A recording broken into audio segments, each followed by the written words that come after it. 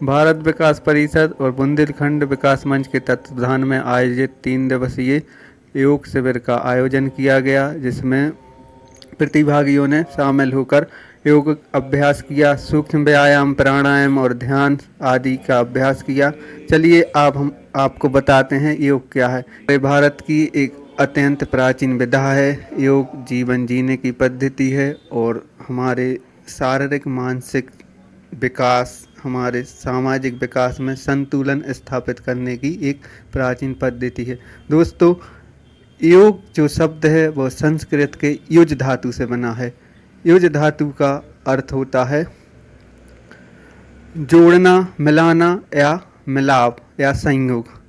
जब हम आध्यात्मिक रूप से योगिक अभ्यास करते हैं तो यहाँ आत्मा और परमात्मा के मिलने की बात की जाती है, और जब हम इसी युज धातु का अर्थ भौतिक संदर्भ में देखते हैं तो यहाँ संयोग या मिलना या संतुलित स्थापित होने का अर्थ है कि हम शरीर, मन और सामाजिक, आध्यात्मिक और भावात्मक रूप से सामंजस्य स्थापित कर सकें, उनमें संतुलन स्थापित कर सकें। क्योंकि एक व्यक्ति का शरीर, मन और आध्यात्मिक पहलू अलग अलग हैं। अगर इनमें विकृतियां उत्पन्न होंगी, असंतुलन पैदा होगा, तो हम अब पूर्ण स्वास्थ्य की कल्पना नहीं कर सकते। यदि हमें पूर्ण स्वास्थ्य प्राप्त करना है तो इन सभी में संतुलन स्थापित करना जरूरी है। यह योग के माध्यम से ही संभव है। हमारे ग्रंथों में अनेकों प्रकार के योग की बात कही गई है, जिसमें ज्ञान योग, कर्म योग, अष्टांग योग, बौद्ध योग, ध्यान योग, भक्ति योग, ऐसे अनेकों प्रकार के योग बतलाए गए हैं। जिन व्यक्ति का जैसा स्वभाव होता है, कोई व्यक्ति ज्ञानी प्रवृत्ति का होता है जो ज्ञान के माध्यम से हर चीज़ को जानना चाहता है, जो उत्सुकता उस ज्ञान के प्रति उसकी होती है, तो वो ज्ञान योग में प्रवृत्त हो जाता है। कोई व्यक्ति भाव प्रधान होता है, वह भक्ति के माध्यम से योग में प्रवृत्त होता है। किसी व्यक्ति में कर्म की प्रधानता होती है, कर्मठता होती है, तो वह कर्म के माध्यम से योग में प्रवृत्त होता है। कोई ध्यानी होते हैं, कोई राजयोगी होते हैं। तो ऐसे अनेकों प्रकार, अनेकों विधियां योग की हमारे हठ योगिक ग्रंथों में, दार्शनिक ग्रंथों में और प्राचीन जो हमारे ग्रंथ हैं, वैदिक ग्रंथ हैं, उनमें बतलाई गई हैं। योग एक संतुलित जीवन जीने की प्रक्रिया है, विधि है।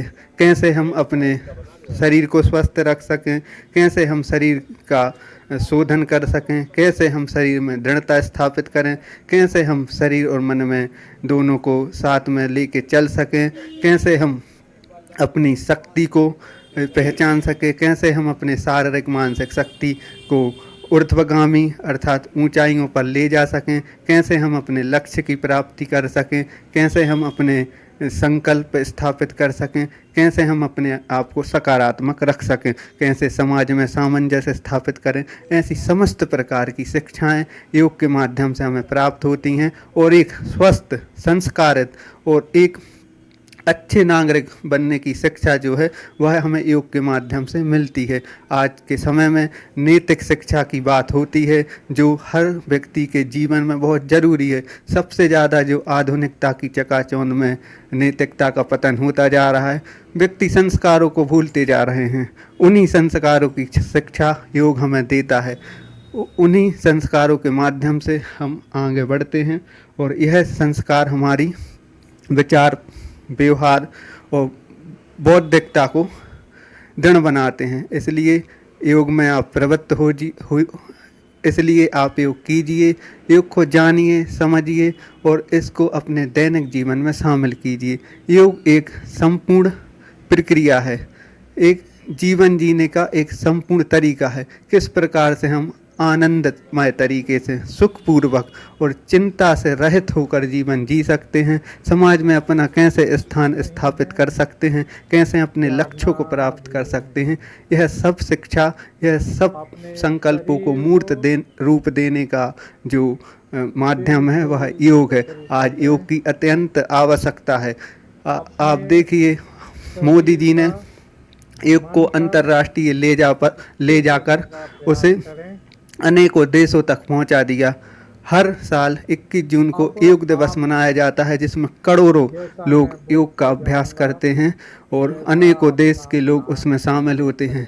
योग के माध्यम से हम सब में जागरूकता फैलाते हैं, स्वास्थ्य की जागरूकता, संगठित होने की जागरूकता, क्योंकि योग का अर्थ ही है जुड़ना। और जब एक साथ जुड़कर हम योग करते हैं तो हम अपनी शक्ति को पहचान पाते हैं, हम अपने मानवता, हम मानवीयता के गुणों को आगे उसको विकसित कर पाते हैं।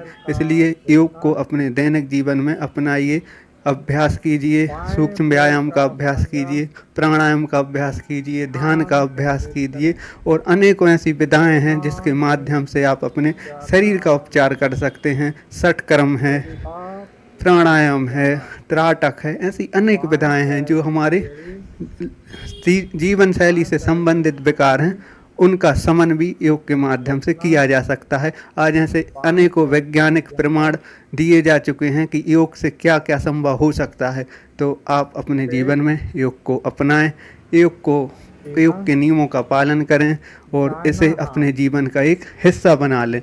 रोज योग करें, उसको समय दें, जितना आप समय दे सकते हैं, आध घंटा, 45 मिनट, 1 घंटा, बस अपने जीवन में एक बार योग को अपनाएं।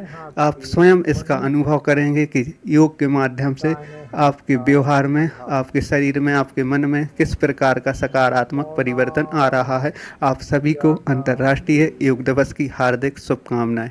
बाएं हाथ का हथेली, बाएं हाथ की कोहनी, बाएं हाथ का कंधा। मेरी बात सुनते जाना। गर्दन, चिन्ह, दाढ़ी पर अपना ध्यान केंद्रित करें। अपने आंखों पर अपना ध्यान केंद्रित करें। नाक, आँख, अपने दिमाग पर ध्यान केंद्रित करें। एकाग्र करने की कोशिश करें, जागना नहीं, सोना नहीं। मेरी बात सुनते जाना। अपने ध्यान, अपने मन को स्थिर करना है। अपने मन को, अपने दिमाग को, अपने शरीर को स्थिर करें।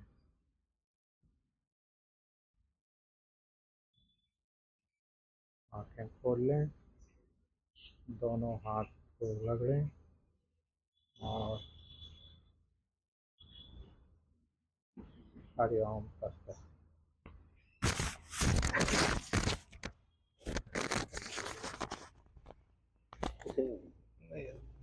ये सबसे अच्छा है योग में।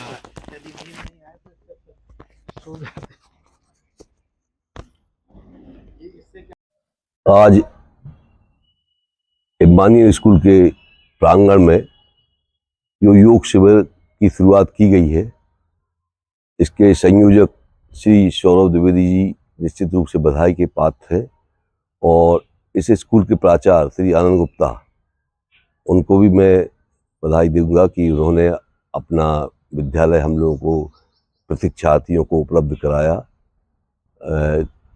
ये योग दिवस चूँकि 21 जून को मनाया जाना है, ये विश्व इस तरह का विश्व योग दिवस है, तो विश्व योग दिवस 21 को उसकी तैयारी के परिप्रेक्ष्य में आज से यहाँ पे जो प्रशिक्षण कार्यक्रम शुरू किया गया, उसमें हम लोग गोपालगंज बुंदेलखंड विकास मंच के सदस्य लोग और इमानियल स्कूल के छात्र छात्राएँ शामिल हुए।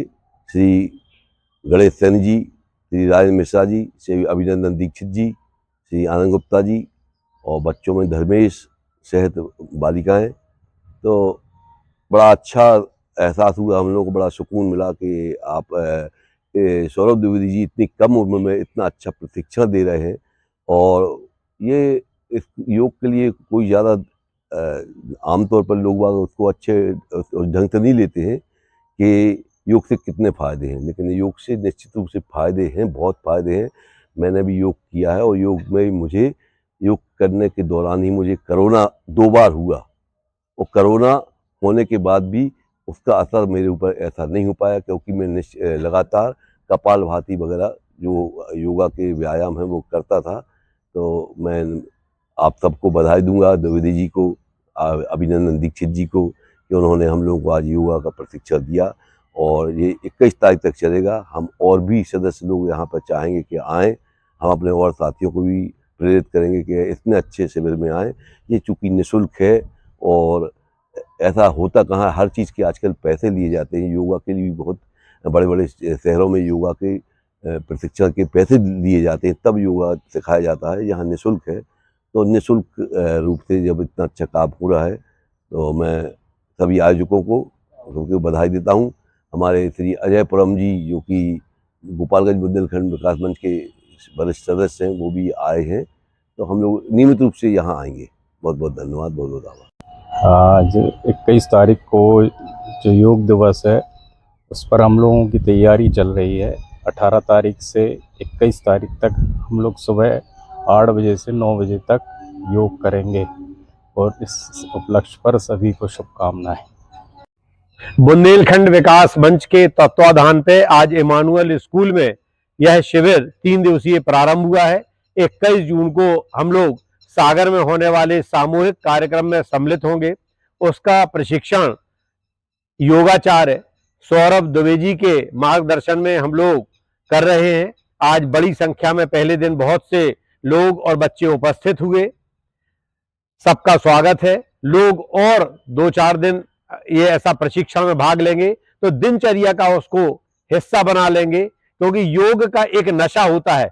जब योग यदि कोई के नशे में आ जाता है तो फिर वो उसका तन और मन स्वस्थ रहता है, और तन और मन यदि स्वस्थ है तो वह शरीर इतना स्वस्थ रहता है, एक निरोगी काया बन के रहता है और बुढ़ापे तक वह अच्छा जीवन जीता है। तो सबको योग करना चाहिए। योग दिवस की सबको बहुत बहुत शुभकामनाएं। धन्यवाद।